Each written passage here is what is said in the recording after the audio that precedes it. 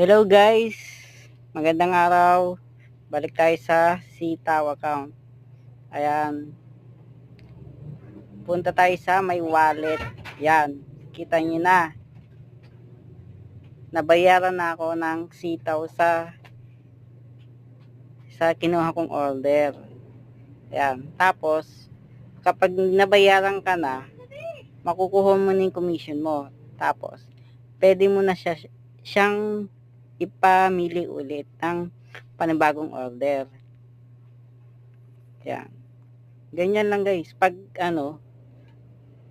pag nabayaran ka, pumasok na yung commission mo, ibibili mo na lang. Para hindi ka na mag-recharge ng GCash. Tapos mamimili ka lang ng kung